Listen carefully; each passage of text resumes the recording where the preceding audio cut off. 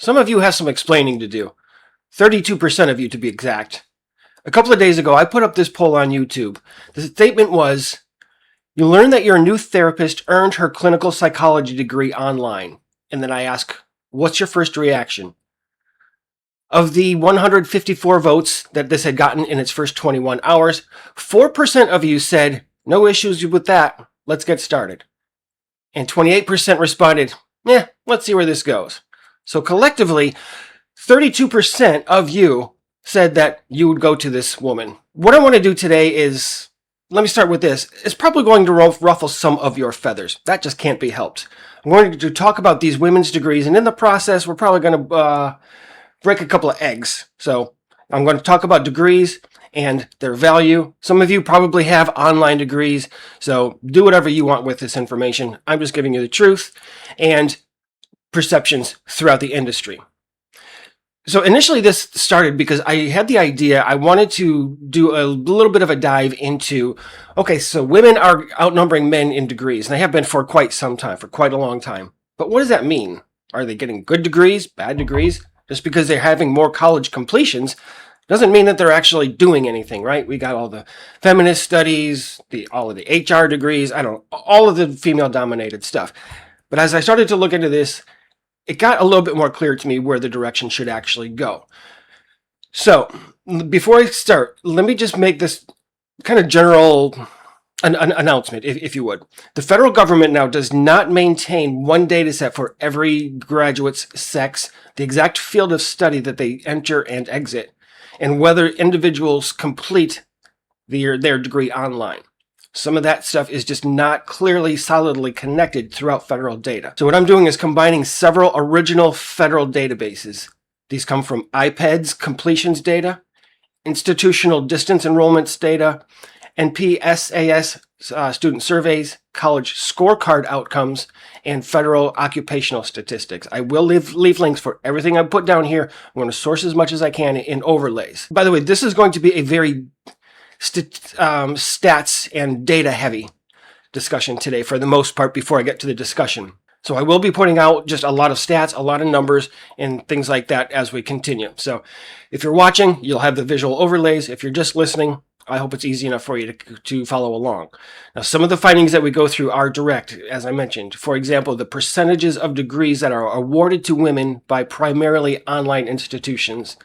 Now, other conclusions are inferential that I'll be making based on connecting women's degree fields, the programs offered by online institutions, and the professions that those programs actually supply. So we will start with the wider look, beginning with the overall gender enrollment comparisons. These are the stats that we hear every day. And then we'll continue to narrow down that funnel to online psychology degrees. And then we're going to narrow it down even more to look at for-profit institutional data. I will also discuss other learning and leadership experiences that are included in traditional programs, but are left completely missing from online programs. All right, I hope I set all of that up well enough. I'll leave chapters in here if you want to skip around and go to your favorite parts as well. Let's start with the basic gender gap in higher education that we hear about frequently. In the year 2000, approximately 6.7 million men were enrolled in college, as were 8.6 million women. So women represented about 56% of enrollment. 10 years later, in 2010, there were about 9.0 million men and 12 million women. So here women were representing 57% of enrollment. You'll notice that was an increase during that decade. But by the fall of 2024, about 8.5 million men were enrolled. We're decreasing now at this point, and about 11.6 million women were enrolled. Both men and women have been reducing. And at that point, fall 2024, women representing about 58% of the enrollment. Now, the enrollment gap, the difference between men and women, grew from approximately 1.9 million more women than men in 2000 to approximately 3.1 million more women than men in 2024. So that gap is getting larger and larger. Now, regarding the number of degrees awarded, women currently earn the majority of all degree levels. In 2024 to 2025, the most recent data that are available, women earned approximately 61% of associate's degrees, 58% of bachelor's degrees, 60% of master's degrees, and 60% of doctoral and professional degrees. So women were already earning the majority of degrees in 2000 and 2001, so the female advantage is not new. This has been happening for a long time. But the more important questions at this point, I think, should be, how has the size in the gap changed? And what types of degrees, as I mentioned, are women actually getting? How much of that growth is happening online in online courses and programs? I should say programs, not courses. And which institutions and fields are driving it? That's where we're going next. So let's go ahead and then move on to narrow this down a little bit, as I had mentioned, to get more information on online education. Now, that broader gender gap that we just discussed establishes that women dominate higher education in general. Here's what we see with online degrees. Women earned 63% of bachelor's degrees, 70% of master's degrees, online we're talking about, and 72.3, nearly 3/4 of all doctoral and professional degrees, online. And I'll have these up side by side on the screen for you. And that's more than simply saying that women outnumber men in college. This here suggests that women are especially dominant in the online graduate credential market. When it comes to online degrees, women absolutely dominate men. And the concentration in psychology and social service fields tells an even bigger story. The overall degree numbers already show an enormous female concentration. Women earning 80% of psych bachelor's degrees, about 82% of psych master's degrees, and about 76% of psychology doctoral degrees. So women also earned just over 29,000. I'll actually put the full number up here. Just over 29,000 of roughly 35,000. This is 83% of master's degrees in social work. Now, those are the degrees that are often leading into roles that involve behavioral assessments, schools, courts, families, and workplace institutions like HR. Let's narrow this funnel down just a little bit more. Let's talk about female degrees from primarily online for-profit institutions. Now, this is probably the most provocative statistic for me. Women earned 4,322 doctoral or professional degrees at primarily online institutions. And 3,097, that's 72% of those, came from for-profit institutions. Now that means that roughly 7 in 10 female doctoral or professional degrees awarded by primarily online institutions came from for-profit schools. Let me break this down because I just want to make sure that we understand. The for-profit schools are the ones that run like a business. Okay? They're there for profit. They don't have the nonprofit status like the state schools do and the private schools do. These are, and we're actually going to get into a couple of specific ones here in just a couple of moments, but I just want to make sure that distinction is there. Now, the for-profit status is very, very important, and I want to make that distinction because these institutions do not simply respond to educational demands. They actually have a financial incentive to manufacture it. I don't know for sure. Maybe I should have looked this up before I got online. Some of them they may owe money to shareholders. And some of you may remember that a major Senate investigation found that many for-profit chains actually trained their recruiters to use emotional pressure to secure enrollments, set tuition around federal aid that's available to students, and even obtain roughly 86% of their revenue from taxpayers. That's right. Taxpayers paying these for-profit schools. So in the for-profit model, she's nothing more than a revenue source. When nearly 3/4 of the doctoral and professional degrees that women earn online come from for-profits, we're looking at an industry that identified a highly profitable customer base and learned how to exploit it. Now, I'll leave it at that. The predatory nature of for-profit colleges and universities is pretty well established. So let's actually look at some details from a couple of specific for-profits. By the way, let me just mention this. I understand why people go to online programs and even some of these that are for-profits. They're advertised, they're promoted, they're marketed as fitting into your busy schedule for adults returning to school. I get it. A lot of people have their jobs, they have their families, they can't be on campus all day. It still doesn't change the fact of what's happening at these institutions. Sticking with the for-profit schools, I want to look at the strictly clinical psychology. And this is coming from, again, federal data. CIP That's classification for instructional programming. And the numeric code is 42.2801.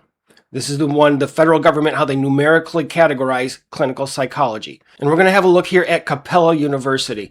Clearly the institution that's offering the largest number of degrees in that zip code that has to do with clinical psychology. For July 1, 2023 through June 30, 2024, that's one academic year, Capella recorded 113 master's degrees in clinical psychology. These are all online at a for-profit school.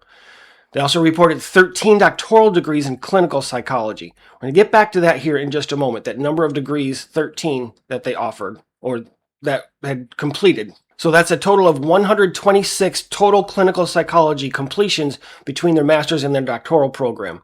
And a separate IPEDS-based breakdown shows that 87% of the 313 master's graduates were women. I don't think that they reported the number of women who earned clinical doctoral degrees. And the other one I want to talk about is Walden University. They offer the second highest number of completions in that SIP for clinical psychology, that CIP code. They reported 28 doctorates in clinical psychology. Now again, they are entirely online as an institution with more than 49,000 students listed as exclusively online. That's for the entire university. Its clinical psych PhD can meet academic licensure requirements in some states, but the program is not APA accredited and does not have other requirements that are used by some state licensing boards, right? So they graduated 28 students in a recent year. I forget exactly what it was their most recent year. I forget which one it was. Now, here's where I want to make a distinction.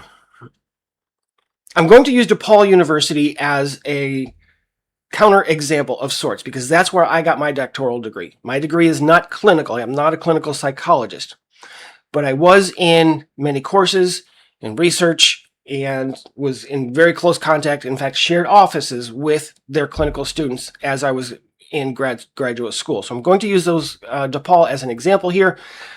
I think I got a great education from them. The institution itself, not so fond of.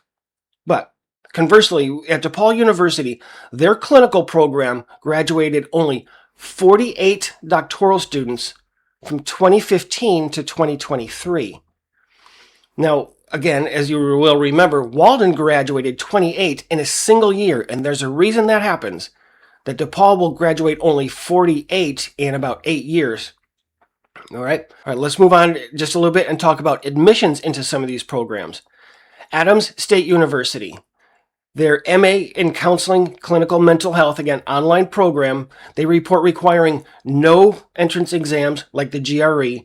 And they, in fact, get this, you can get in there with a GPA that's lower than 2.49. You just need to take 1 or 2 extra courses to make up for it. This is very similarly, Palo Alto University, their online MA Clinical Mental Health Counseling, applicants need, of course, a bachelor's degree, but no prerequisite courses. You don't even have to have any psychology courses to get into this university's online clinical mental health counseling program. They also state that their GRE, the entrance exam is neither required nor even considered, and its public page does not state a minimum GPA. Capella, that we mentioned a moment ago, they have 100% acceptance for their clinical master's degree, and they don't even report acceptance rates for their clinical doctorate. I looked all over and couldn't find it. Now, let me put this into a little bit more perspective with a traditional program like DePaul University in Chicago. Their clinical psych PhD, they admit 6 students per year. In the last couple of years, I don't know exactly why, just a couple of years ago, they admitted 0. And then even more recently, only 4 students. So you see where we're going with this. I think it was Walden said that they had graduated 28 students at this level. I'll put up a little correction up here if I'm wrong about that. They graduated that many students in 1 year. DePaul is only entering somewhere between 0 and 6 in recent years. In fact, at DePaul's clinical program, they get an average of 306 applications per year on average. They make 8.75 admissions or offers to admit per year. So they typically take 6 students. 1 or 2 students might decide, you know what, I don't want to go to DePaul. I want to go over here to UCLA or Oregon State, someplace else. So their acceptance rate is overall a 2.86%. About 6 students enrolling each year, and that's actually 1.96% of applicants. So you see how difficult it is to get into these programs and how small they are, whereas the for-profits and the onlines, they will let just about anybody in their program. That's a really, really big factor for us to consider here. Now, the completion rate contrast, let's talk about this. And by completion rate, what we mean is how long does it take somebody to finish a degree? We're going to start with bachelor's degrees and students who finish their 4-year, what should be a 4-year degree, in 6 years. These numbers are very stark, I think. At all institutions, regardless of the type of institution across the United States, 64.6% of students finish a 4-year degree in 6 years. At the primarily online institutions, that drops down to less than 1/3. Less than 21% of online institutions, their students are finishing a 4-year degree in 6 years. And get this, those for-profit institutions online, it goes all the way down to 14.6% of students are finishing a 4-year degree in 6 years. 6 years or less. And this one absolutely blew my mind when I saw it. 4-year completions at the for-profit schools, students that go into a for-profit online program and finish a 4-year degree in 4 years, 6%. That's less than 1 in 10. Now, the online for-profit institutions like Walden and Capella, they may award degrees, but they appear to enroll far more people than they successfully graduate. I'll tell you that. That's for absolute sure. But what about the master's and doctorate degrees? Back again to Capella University, their MS in Clinical Mental Health Counseling reported a 58% completion rate within 6 years. Think about that. What I believe is probably a 2-year, they may even have a 1.5-year and 18-month program. I don't know what it is. But that's a master's degree. Only 58% are completing it within 6 years. And they awarded 621 clinical mental health counseling master's degrees in 2024 to 2025. Over 600 degrees. Do you have any idea what kind of a massive machine that is? That one little program would have over 600 master's degrees in it? Let's go then similarly to Walden University. Their MS in Clinical Mental Health Counseling reported a 40% completion rate within 5 years. So they're reporting within 5 years as opposed to 6. But 40% finished within 5 years for students in the 2019 to 2020 cohort. They awarded 974 clinical mental health counseling master's degrees in 2024 to 2025. That's even bigger than, right? Yeah, bigger than Capella with the master's degrees. How do you even manage a program that large?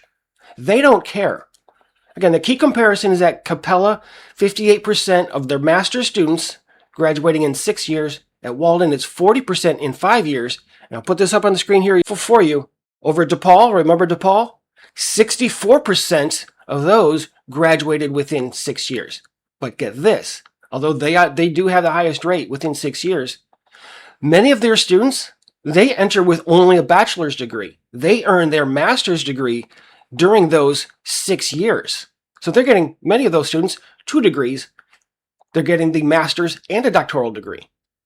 And let me tell you this difference also. This is what the online, especially the for-profit students are not getting. They're not getting the research and the teaching experience that the traditional students do. I'm going to use my own experience and DePaul University here again as an example. In traditional programs like that, because they are so selective, they're admitting only 3 to maybe 6 different students every year. Those students receive a full tuition waiver and an annual stipend. That's basically a paycheck. And they are required to do, I believe it's 20 hours a week in research and other duties, helping their professors, helping their advisor, working in a research lab.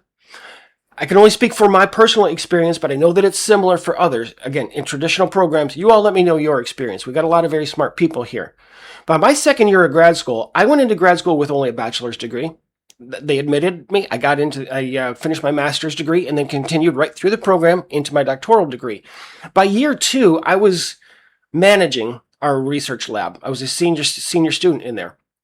By years 2, 3, and 4, I was leading the lab, starting to branch out and to have my own little mini lab. And by the time I finished my degree in less than 5 years, by the way, to get my master's and my doctoral degree, I was actually branching out and doing my own small research lab on my own for about the last year with some students that I was actually teaching. And speaking of teaching, these students in the traditional programs are also getting that teaching experience. They'll do some TA work. They may do lectures or guest lectures in their advisors' courses. They may teach, so they're grading papers, they're designing exams, they're grading the exams, grading the papers. Many of us even teach during that time. I taught for the last 2, I think it was, maybe 3 years of my graduate studies. After I had my master's degree, I think it was 3 years during my doctoral training, I taught courses. And again, I understand why people do the nonprofits, why they do the online stuff. But let's be honest. There are only so many hours in a day. And if you've got a family of 2 or 3 or 6, and you've got a full-time job somewhere else, if you're doing all of those things, you can't be getting all of the experience that you get in the traditional programs. You're not going to get the teaching experience. You're not going to get the research experience. Hell, I think I did more than 40 conference presentations around the East Coast and the Midwest during my 5 years in grad school. New York, Boston, Washington, D.C., Chicago, Illinois, Champaign, Illinois, and a couple of others. Down here in Florida, actually. We traveled down here. That's the experience that you're not getting when you're in an online, especially, again, a for-profit program. But I digress. So let's then move on to women earning online credentials and then treating men. This is one of the biggest points I want to make in today's discussion. What does all this mean? Here's the important chain that I'll actually put up here on screen for you. It's that women dominate certain online degree programs, as we've seen. Those programs feed heavily female professions, whether it's in schools, courts, the counseling office, and many others. Those professions then evaluate, they counsel, they diagnose, they supervise, or otherwise intervene in men's lives. These are the women who have the authority to tell you what to think and what to do. And the quality and content of the education matter a whole lot more than women just simply earning a degree. But what do these online degrees produce beyond more credentialed psychologists? I looked for evidence comparing the actual professional performance of online trained clinicians with those in traditional programs. Now, unfortunately, that research is surprisingly thin, I found out very quickly. So I can't tell you that those graduates are necessarily providing any worse therapy. I'll be very honest about that. But what we do know is that online and for-profit institutions are enrolling women at an enormous scale with very low entry barriers, embarrassing completion rates, and even in some cases, degrees that lack accreditation that's required for some licenses. In one study of university professors, those with online degrees reported about 3 peer-reviewed publications on average from online degree holders.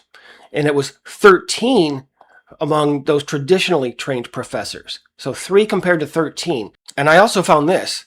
Some studies have reported that online doctorate holders face a clear disadvantage in academic hiring, along with faculty committees strongly preferring traditionally earned doctorate candidates to do the teaching in their own institutions. Now keep in mind that these studies are not limited to psychology and the online samples are sometimes small, but they do point us in the same direction. An online doctorate may award a title without earning respect from the very academic institutions themselves. So even colleges and universities don't want to hire them. And despite marketing their psychology doctorates as preparation for research, scholarship, consulting, and university teaching, online institutions such as Capella and Walden and a couple of others that I've mentioned, they do not appear to publish their outcomes to help evaluate those promises. I looked all over and couldn't find any connection that leads to the professional positive outcomes of their students. So much of the research on online doctoral programs is simply report whether students complete their dissertation, not whether the degree actually contributes anything professionally. And this is where I hope those 32% of you are really paying attention. Society keeps presenting the fact that women earn more degrees than men as some kind of unquestionable flex. But the raw numbers of degrees tells us almost nothing. What matters is which degrees, from which institutions, under what admission standards, and what kind of training they're actually receiving while they're in the classroom and in the program. A highly selective, fully funded doctoral program, as I mentioned, may admit 6 students from hundreds of applicants every year and spend years training them through research labs, training assistantships, teaching assistantships, faculty mentorship, supervised clinical work, and independent scholarship. A whole bunch of independent stuff that I did when I was in grad school. Now that is light years ahead of any online program admitting students with a 2.0 or a 2.5 GPA and then moving hundreds and hundreds of them through remote coursework or then producing little or no evidence that its graduates publish, teach, conduct meaningful research, or contribute professional knowledge at anything close to the same rate. And this matters to you because women are not merely collecting these worthless degrees and hanging them on the wall. They are disproportionately earning credentials in psychology, counseling, social work, and many others that I've mentioned. They have become therapists, counselors, and experts who interpret your behavior and then tell us, men, what's healthy, disordered, what's mature and toxic, all of that stuff that we talk about all the time. So no, the statement that women earn more degrees is not the victory that society pretends or wants it to be, especially when nobody wants to discuss the type or quality of those degrees that these women are getting. The more accurate statement is, women are dominating a credential market that's filled with worthless online degrees and then using those credentials to treat men just like you and me. Now, I know that was a lot of data pretty quick and fast, so thanks for sticking around to the end with me. I hope that this helps vet a more qualified therapist for anyone out there that's looking for one. And I also hope that it helps you be more confident in pushing back when people try to tell you how academically ambitious women are compared to men. The truth of the matter is, they're getting the shitty degrees, they're trying to do it as fast as they can, and they're not learning anything along the way. I'm sure I stepped on some toes like I said I would at the beginning, but it's got to be said. Enjoy your day. I'll be back as soon as I can.